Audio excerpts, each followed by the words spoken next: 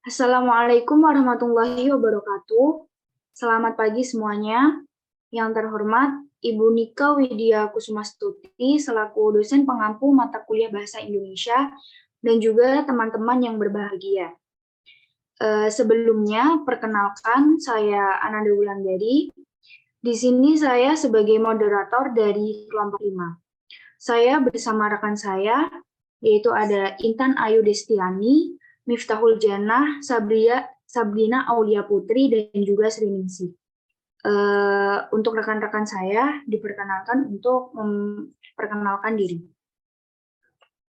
Perkenalkan, nama saya Sabrina Aulia Putri dengan NIM 2211422002 dari Prodi Sastra Inggris. Perkenalkan, nama saya Intan Ayu Destiani dengan NIM 2211422006 dengan Prodi Sastra Inggris.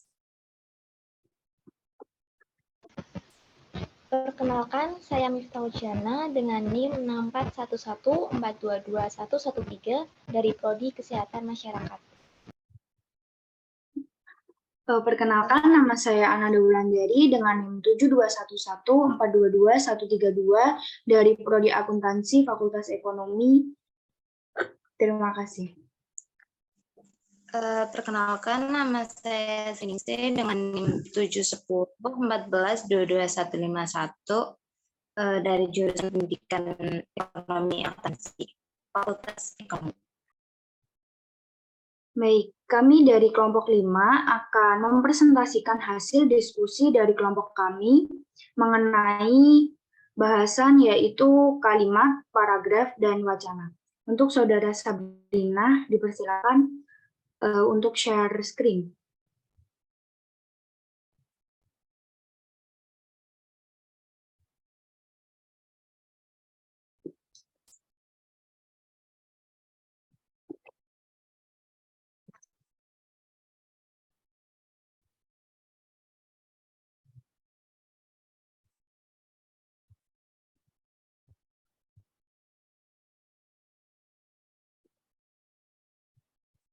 Untuk pokok bahasan yang pertama adalah kalimat. Bahasan ini akan disampaikan oleh Saudari Sabrina Aulia Putri.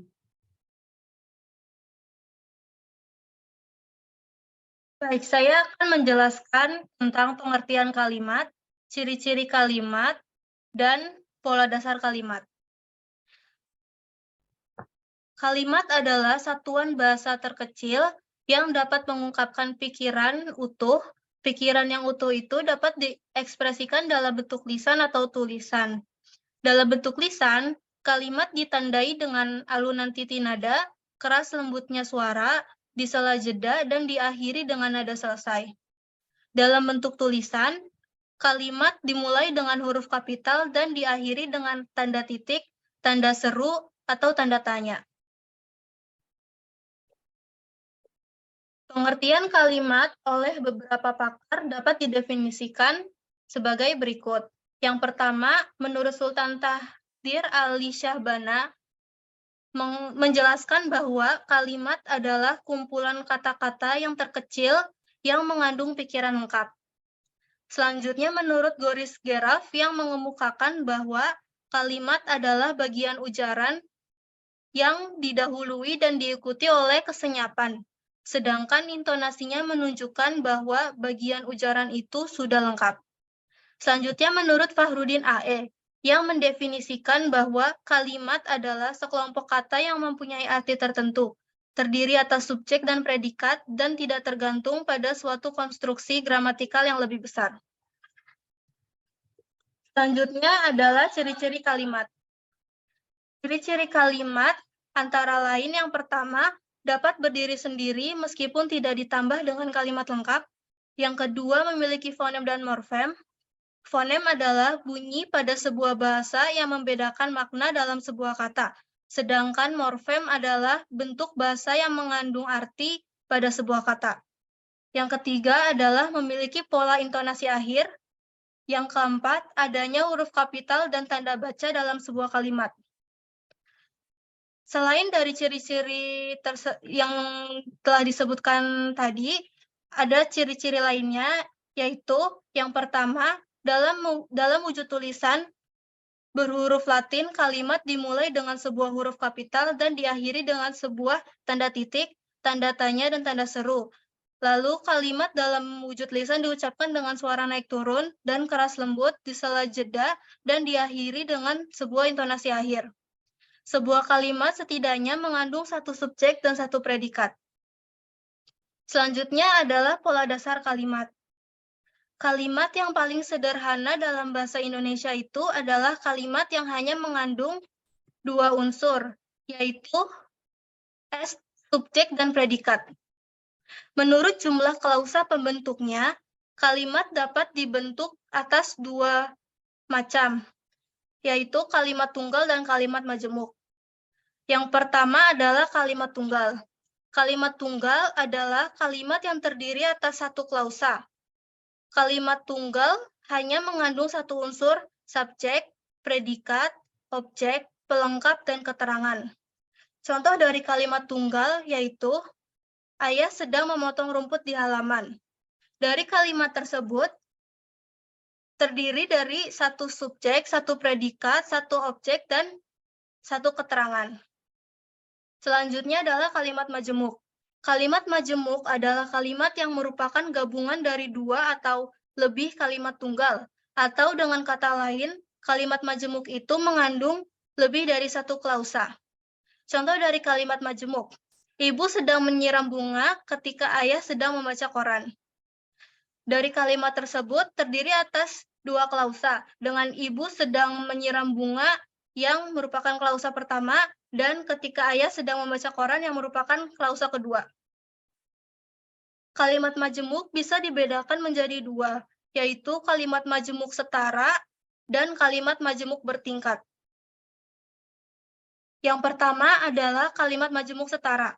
Kalimat majemuk setara merupakan kalimat majemuk yang dibentuk dua atau lebih kalimat tunggal, serta kedudukan tiap kalimatnya sederajat. Contoh dari kalimat majemuk setara adalah Erni mengonsep surat dan Rini mengetiknya. Dari kalimat tersebut dapat dilihat hubungan kesetaraan antara dua klausanya. Yang kedua adalah kalimat majemuk bertingkat. Kalimat majemuk bertingkat merupakan kalimat yang derajat klausanya tidak setara karena klausa kedua merupakan perluasan dari klausa pertama. Contoh dari kalimat majemuk bertingkat adalah semangat belajarnya tetap tinggi walaupun usianya sudah lanjut. Klausa kedua dari kalimat ini berfungsi untuk menyatakan klausa pertamanya. Terima kasih, saya kembalikan kepada moderator. Baik, terima kasih atas penjelasannya. Kemudian untuk materi berikutnya akan disampaikan oleh Saudari Miftahul Jannah. Kalimat aktif dan kalimat pasif. Kalimat aktif adalah kalimat yang predikatnya berupa kata kerja aktif. Biasanya ditandai dengan prefiks me, memper, dan ber. Pada kalimat aktif yang predikatnya berupa imbuhan me ataupun ber cenderung menggambarkan suatu tindakan ataupun pekerjaan dalam sebuah kalimat. Kemudian kalimat pasif adalah kalimat yang subjeknya dikenai suatu pekerjaan atau tindakan dan aktivitas. Subjeknya terletak setelah predikat. Ciri dari kalimat pasif diantaranya subjeknya sebagai penerima perlakuan, predikatnya diimbuhi di, ter, an, atau kan, predikatnya merupakan kata ganti orang atau persona, dan objek pada kalimat pasif merupakan subjek pada kalimat aktif. Next.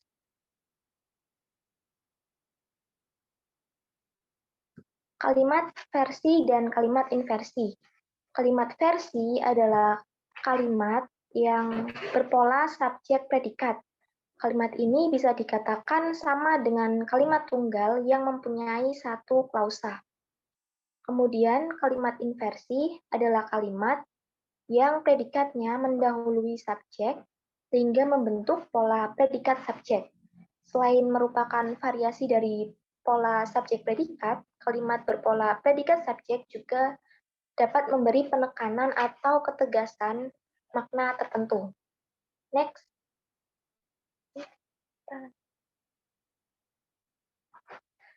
Kalimat mayor dan kalimat minor. Kalimat sempurna atau kalimat mayor adalah kalimat yang dasarnya terdiri dari sebuah klausa bebas, sehingga kalimat ini cukup berupa kalimat tunggal maupun kalimat majemuk. Sedangkan kalimat tak sempurna atau minor adalah kalimat yang subjek dan predikatnya tidak lengkap atau subjek dan predikatnya tidak ada sama sekali. Kalimat ini mencakup kalimat pertanyaan dan seruan. Next.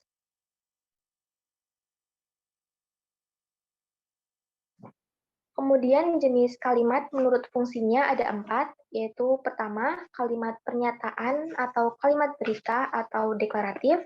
Yang kedua, kalimat pertanyaan atau interrogatif. Yang ketiga, kalimat perintah atau imperatif. Dan yang terakhir adalah kalimat seruan. Untuk kalimat pernyataan atau deklaratif, kalimat ini dipakai untuk menyatakan sesuatu atau menyampaikan informasi secara lengkap dengan memperhatikan intonasi menurun pada bahasa lisan dan tanda baca titik pada bahasa tulisnya.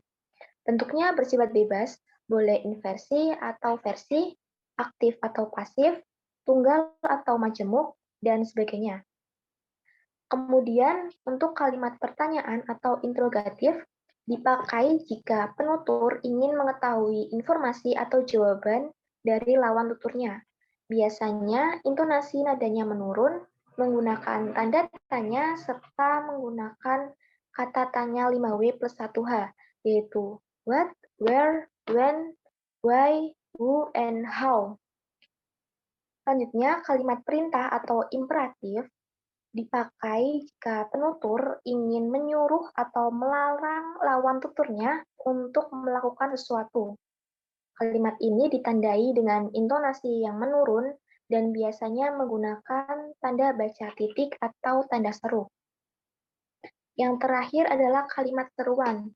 Kalimat ini dipakai jika penutur ingin mengungkapkan perasaan yang kuat, termasuk kejadian yang tiba-tiba dan memerlukan reaksi spontan.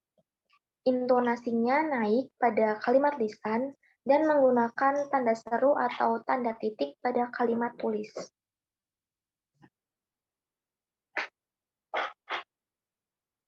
Next.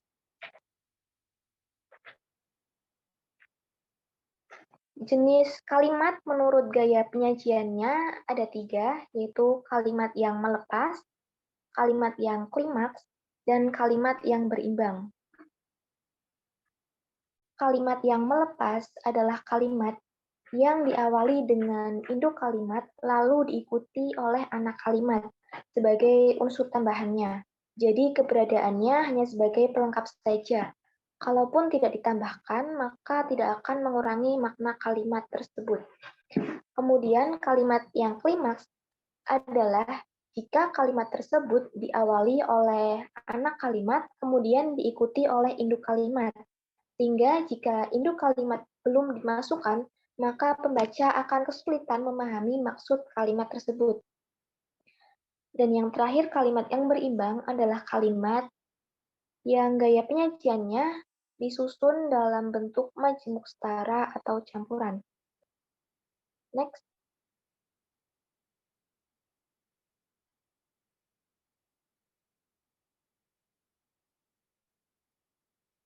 Kalimat inti dan inti kalimat. Kalimat inti adalah kalimat yang terdiri atas subjek dan predikat, sedangkan inti kalimat adalah kalimat yang terdiri atas inti-inti kalimat atau unsur-unsur kalimat, yaitu subjek, predikat, dan objek. Syarat-syarat kalimat inti diantaranya adalah terdiri dari 2 suku kata, berpola subjek dan predikat, memiliki intonasi netral.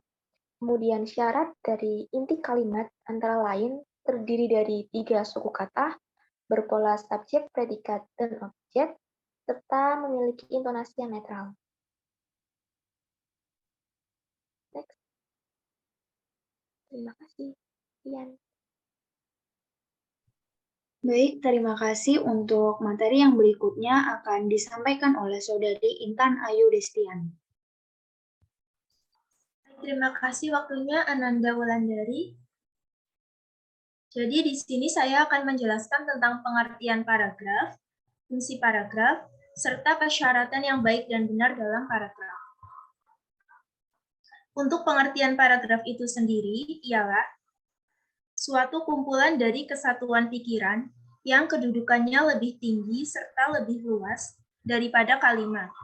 Atau dapat diartikan pula, paragraf adalah bagian dari sebuah karangan yang terdiri dari beberapa kalimat yang berisikan tentang informasi dari penulis untuk pembaca dengan pikiran utama sebagai pusatnya dan juga pikiran penjelas sebagai pendukungnya. Paragraf merupakan bagian kecil dari suatu karangan. Sebuah karangan dapat terbentuk dengan adanya paragraf di dalamnya. Kualitas suatu karangan ditentukan oleh keterampilan dalam menulis paragraf. Tujuan utama dari pembentukan paragraf adalah untuk memudahkan pembaca dalam memahami gagasan-gagasan utama yang berbeda, tetapi satu sama lain di dalam karangan itu berkaitan. Tiap paragraf hanya dapat berisikan satu gagasan utama, sehingga gagasan utama lainnya dapat diketahui di paragraf lain. Tujuan lain dari pembentukan paragraf adalah memisahkan dan menegaskan perhentian secara wajar. Perhentian ini memberikan waktu bagi pembaca untuk dapat memahami gagasan yang terkandung di setiap paragraf. Next. Kemudian untuk fungsi paragraf. Adapun beberapa fungsi paragraf adalah sebagai berikut. Yang pertama, mengekspresikan gagasan yang tertulis. Maksudnya, paragraf dapat memberikan suatu gagasan atau perasaan melalui rangkaian kalimat yang disusun sehingga menjadi bentuk satu kesatuan ide pokok. Yang kedua, untuk menandai peralihan gagasan baru. Maksudnya, setiap tulisan atau karangan terdiri dari beberapa paragraf dan di dalam setiap paragraf tersebut terdapat gagasan yang berbeda namun masih berhubungan dengan ide pokok. Untuk yang ketiga, memudahkan penulis dan pembaca. Maksudnya, dengan adanya paragraf, maka seorang penulis dapat lebih mudah dalam menuangkan gagasannya. Di samping itu, paragraf juga lebih mudah untuk memahami ide pokok di dalam suatu tulisan bila penulisannya dibuat dalam paragraf yang baik. Untuk yang keempat, memudahkan pengembangan topik. Maksudnya, pengembangan topik tulisan dalam bentuk yang lebih kecil akan lebih mudah disampaikan melalui pembagian paragraf. Untuk yang terakhir, memudahkan pengendalian variabel. Paragraf juga memudahkan penulis untuk mengendalikan variabel di dalam karangannya, sehingga lebih mudah untuk dimengerti. Next. Kemudian untuk persyaratan yang baik dan benar dalam paragraf. Sebuah paragraf harus memenuhi syarat-syarat tertentu. Paragraf yang baik setidaknya harus memenuhi syarat kohesi, koherensi, kelengkapan, dan kevariasian. Di sini saya akan menjelaskan satu persatu. Untuk yang pertama, ada kesatuan atau kohesi. Sebuah paragraf dianggap memenuhi kriteria kesatuan apabila kalimat-kalimat dalam paragraf tersebut bersama-sama mendukung suatu hal atau tema tertentu yang diangkat. Hal ini karena sebuah paragraf yang baik biasanya hanya mengangkat satu gagasan pokok saja. Paragraf harus memiliki satu kesatuan pikiran yang utuh. Semua kalimat di dalam paragraf harus memiliki satu ide pokok, yakni terfokus pada gagasan utama sebagai pengendali. Agar hal ini dapat tercapai, kita harus senantiasa mengevaluasi agar kalimat-kalimat yang kita tulis itu erat hubungannya dengan gagasan utama. Untuk yang kedua, ada kepaduan atau koherensi. Sebuah paragraf dianggap memenuhi kriteria kepaduan apabila semua kalimat yang membangun paragraf saling terkait antara kalimat yang satu dengan kalimat yang lainnya, yang membentuk paragraf tersebut. Paragraf yang baik harus memperlihatkan hubungan erat antar kalimat. Paragraf yang dibangun dengan kalimat yang loncat-loncat, berarti paragraf tersebut tidak koheren atau tidak padu. Apabila tidak ada kepaduan, loncat-loncatan pikiran, urutan waktu, dan fakta yang tidak teratur, akan terjadi penyimpangan kalimat topik. Untuk yang ketiga, ada kelengkapan. Sebuah paragraf dianggap lengkap jika paragraf tersebut dibangun oleh beberapa kalimat yang terdiri atas kalimat utama dan kalimat-kalimat uraian atau penjelas. Paragraf dikatakan lengkap apabila dibangun atas beberapa kalimat yang cukup untuk menunjang kejelasan kalimat topik. Paragraf dikatakan tidak lengkap apabila hanya dikembangkan dan diperluas dengan pengulangan-pengulangan, atau kurang memiliki kalimat penjelas yang memadai. Dengan demikian, paragraf yang mengandung unsur kelengkapan selalu dibangun atas beberapa kalimat, bukan satu atau dua kalimat saja. Paragraf yang memiliki satu atau dua kalimat dapat membuat pembaca merasa kesulitan dalam memahami makna dan detail dalam paragraf. Dan yang terakhir ada kevariasian. Sebuah paragraf dinyatakan memenuhi kriteria kevariasian apabila kalimat-kalimat yang dibangun paragraf tersebut bervariasi baik dari segi struktur kalimat, bentuk kata, maupun pilihan kata atau diksi yang digunakan. Terima kasih, waktunya saya kembalikan ke moderator. Baik, terima kasih. Untuk materi berikutnya, saya yang akan menyampaikannya sendiri. Next, oke. Di sini saya akan menyampaikan jenis-jenis paragraf. Jenis paragraf ini dibedakan menjadi dua. Yang pertama, paragraf berdasarkan jenis ceritanya, dan yang kedua, paragraf berdasarkan letak dari pikiran utamanya. Di sini tertulis paragraf berdasarkan jenis ceritanya dibedakan menjadi 4, yaitu ada paragraf narasi, paragraf eksposisi, paragraf argumentasi, dan paragraf persuasi. Untuk paragraf narasi sendiri merupakan paragraf yang menceritakan suatu kejadian berdasarkan urutan waktunya. Paragraf narasi ini terdiri dari dua jenis, yakni narasi kejadian dan juga narasi runtut cerita.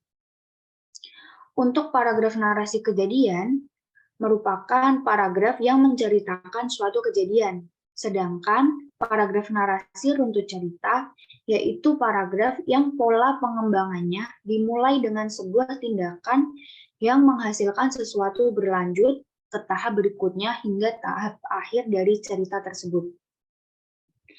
Kemudian yang kedua ada paragraf eksposisi. Paragraf eksposisi merupakan paragraf yang bertujuan untuk memaparkan, menyampaikan materi, menjelaskan, dan juga menerangkan suatu topik kepada orang lain. Tujuan utama dari paragraf eksposisi ini ialah untuk memberikan informasi kepada orang lain secara jelas. Kemudian untuk memahami paragraf eksposisi, kita harus menganalisis dan juga menghubungkan dengan pengetahuan yang kita miliki. Kemudian untuk yang ketiga ada paragraf argumentasi. Paragraf argumentasi merupakan paragraf yang digunakan untuk mengungkapkan ide, gagasan, ataupun pendapat penulis yang disertai dengan bukti dan juga fakta yang aktual atau yang benar-benar terjadi. Kemudian paragraf argumentasi ini bertujuan untuk meyakinkan orang lain bahwa ide, gagasan, dan juga pendapat tersebut adalah benar adanya dan terbukti nyata. Kemudian yang keempat ada paragraf persuasi. Paragraf persuasi merupakan paragraf yang mempunyai tujuan untuk membujuk orang lain supaya melakukan sesuatu yang diinginkan oleh penulisnya. Agar tujuan dari paragraf persuasi ini dapat terwujud atau tercapai, kita harus bisa membuat pembaca percaya dengan menyertakan bukti-bukti yang nyata dan benar-benar terjadi di lapangan. Kemudian paragraf berdasarkan letak dari pikiran utamanya dibedakan menjadi 3, yaitu ada paragraf deduktif, paragraf induktif, dan yang terakhir adalah paragraf campuran, deduktif-induktif.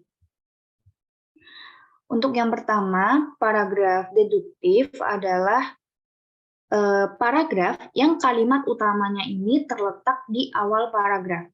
Untuk kalimat penjelasnya terletak setelah kalimat utama. Kemudian yang kedua ada paragraf induktif. Paragraf induktif ini merupakan paragraf yang kalimat utamanya terletak di akhir paragraf, bukan di awal paragraf. Jadi untuk kalimat penjelasannya terletak sebelum kalimat utama.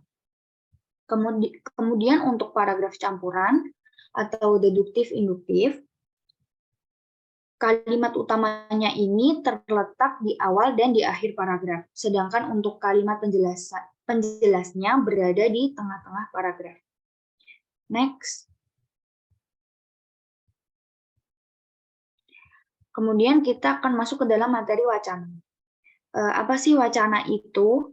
Pengertian dari wacana sendiri adalah rentetan kalimat yang saling berkaitan dan menghubungkan proposisi yang satu dengan proposisi lainnya di dalam kesatuan makna atau semantis antar bagian di dalam suatu bangun bahasa.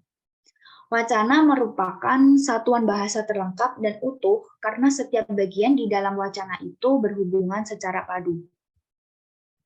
Wacana dapat berupa kata, kalimat, paragraf, atau karangan utuh yang lebih besar, seperti buku atau artikel yang berisi amanat lengkap.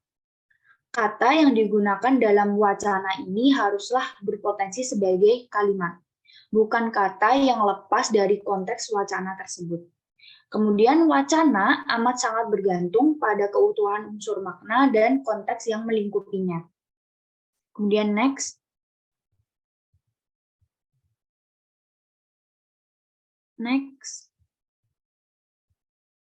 kita masuk ke dalam fungsi wacana.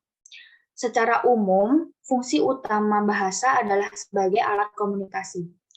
Fungsi bahasa tersebut dikelompokkan kepada 2 kategori utama, yaitu fungsi transaksional dan fungsi interaksional. Menurut Brown dan Yule tahun 1996 menjelaskan fungsi transaksional bertujuan untuk menyampaikan informasi faktual atau proporsional. Sedangkan fungsi interaksional bertujuan untuk memantapkan dan memelihara hubungan sosial dan sikap-sikap pribadi. Jadi, pada dasarnya, pengenalan terhadap berbagai fungsi bahasa akan sangat membantu dalam melakukan penelaahan terhadap suatu wacana tersebut. Sebaliknya, tanpa pengenalan terhadap berbagai fungsi bahasa akan dapat menjadi halangan di dalam menginterpretasikan sebuah wacana tersebut. Seorang penganalisis wacana seperti kita, di dalam menganalisis sebuah wacana harus selalu mengaitkan bentuk-bentuk bahasa yang digunakan dengan tujuan dan fungsi di mana dan untuk apa bahasa itu digunakan dalam wacana tersebut. Jadi analisis wacana pada prinsipnya adalah analisis satuan-satuan bahasa di atas kalimat yang digunakan dalam proses komunikasi. Untuk itu, analisis tidak dapat dibatasi pada pembentukan bahasa yang bebas dari tujuan dan fungsinya. Karena itu, wacana sangat berkaitan erat dengan fungsi bahasa. Terima kasih. Untuk materi yang selanjutnya akan disampaikan oleh Ririn. Oke, di sini saya akan menjelaskan, slide-nya bisa di itu dulu. Nah, oke. Di sini saya akan menjelaskan mengenai ciri wacana. Oke, jadi di sini ada beberapa ciri wacana ya. Yang pertama ada satuan gramatikal. Nah, satuan gramatikal ini merupakan satuan yang wacananya tertata dalam bahasa yang telah ditentukan. Yang kedua ada satuan terbesar, tertinggi, atau terlengkap. Nah, ini termasuk ke dalam satuan yang sangat berpengaruh ya terhadap sebuah bahasa ya, karena terdapat kajian linguistik dan juga kajian kebahasaan. Yang ketiga, ada bisa dalam bentuk lisan maupun tulisan. Nah, wacana ini bisa disajikan dalam bentuk lisan maupun tulisan. Yang keempat, wacana bisa membahas topik atau hal-hal tertentu. Nah, cara penyampaian wacana bisa dalam bentuk yang ungkapan yang dapat dipercaya atau dibuktikan secara kebenarannya. Yang kelima, memiliki hubungan kontinuitas, yang artinya wacana berisikan pembahasan tentang topik dan hal tertentu yang ingin disampaikan. Kemudian yang keenam, memiliki hubungan koherensi dan juga koherensi. Ini artinya wacana disusun secara berkelanjutan atau berkesinambungan. Oke, yang kemudian yang terakhir, wacana memiliki hubungan proporsi. Artinya wacana memiliki keterikatan antara unsur dalam suatu teks serta memiliki hubungan logis antar kalimat dan dalam suatu paragraf. Oke, slide selanjutnya.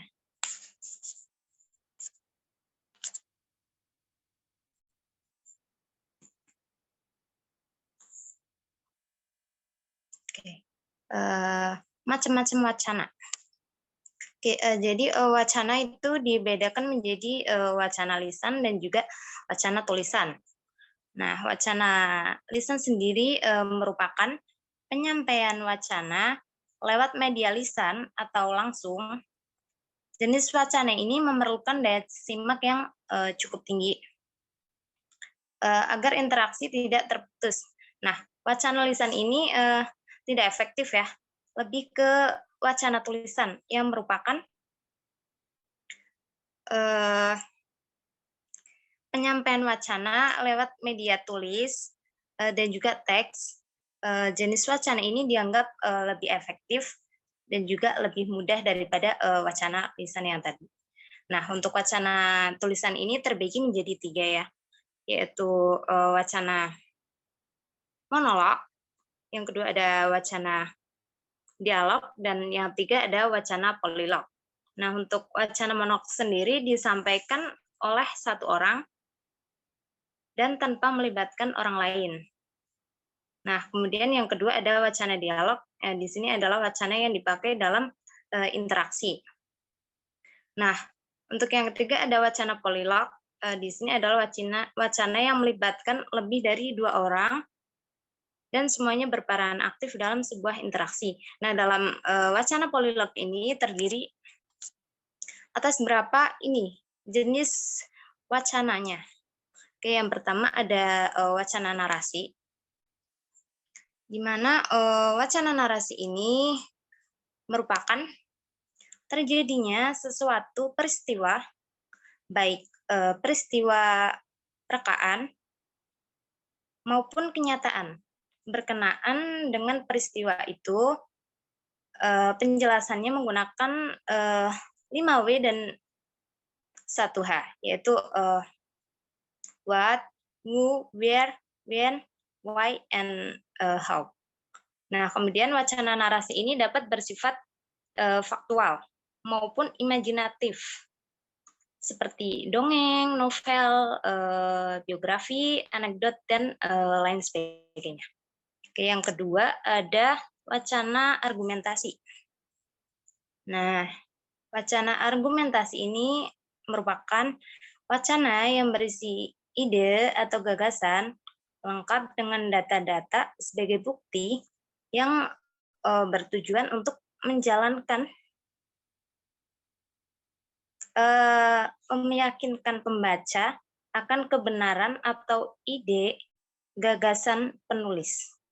Kemudian yang ketiga ada wacana eksposisi. Nah, wacana eksposisi ini berorientasi pada pokok pembicaraan dan bagian-bagiannya diikat secara logis. Wacana eksposisi ini fokus menjelaskan tentang sesuatu dan tidak mementingkan waktu dan juga pelaku. Oke, kemudian yang terakhir ada wacana deskripsi. Nah, wacana deskripsi ini memuat atau menyampaikan kesan utama kepada pembaca terhadap suatu objek, gagasan, tempat, peristiwa, dan lain sebagainya yang disampaikan oleh penulis tersebut. Kemudian next.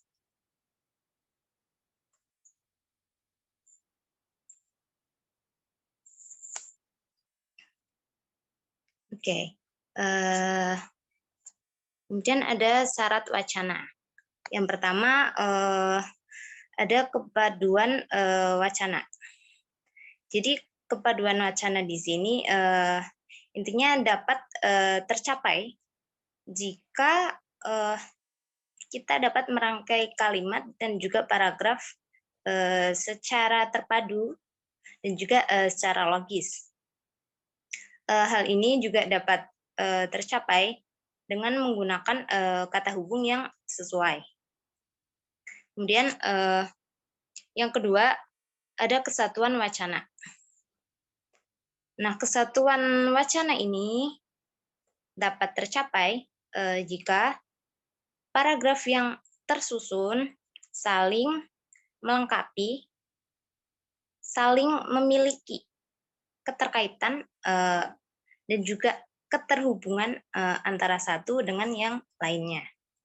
Oke, yang terakhir ada kelengkapan wacana. Nah, maksud kelengkapan wacana di sini sebuah wacana dapat tercapai kelengkapannya jika seluruh paragrafnya menjadi inti dari suatu pembahasan yang ditulis dan juga merujuk pada pokok pikiran wacana yang sedang dibahas tersebut. Oke, sekian pembahasan dari saya kembalikan ke moderator. Baik, terima kasih. Mohon maaf sebelumnya, tadi ada sedikit materi yang belum disampaikan. Untuk Saudari Sabrina, dipersilakan untuk menyampaikan materi tersebut. Ya, terima kasih. Jadi, kita akan kembali lagi ke materi kalimat yang awal tadi, yaitu kalimat efektif. Kalimat efektif bisa diartikan sebagai kalimat yang benar dan kalimat yang baik. Kalimat yang benar adalah kalimat yang sesuai dengan aturan atau kaidah yang berlaku. Sedangkan kalimat yang baik adalah kalimat yang bisa menyampaikan pesan atau informasi secara tepat. Kalimat yang efektif akan memperjelas dan menjamin informasi.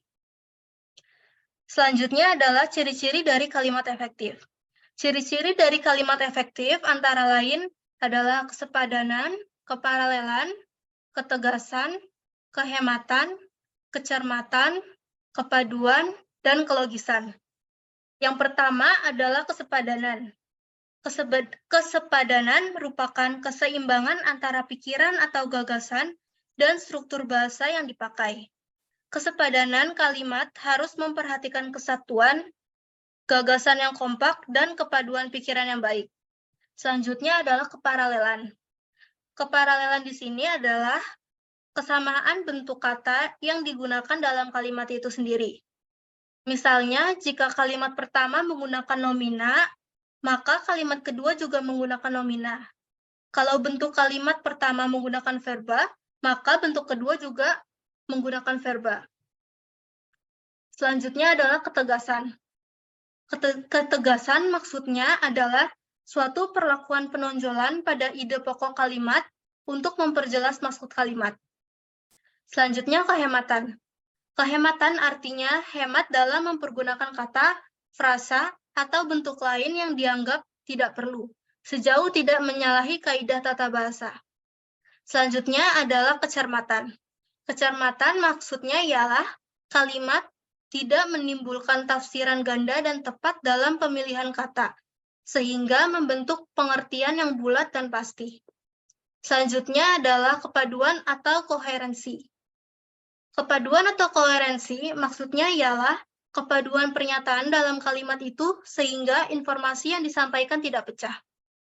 Yang terakhir adalah kelogisan.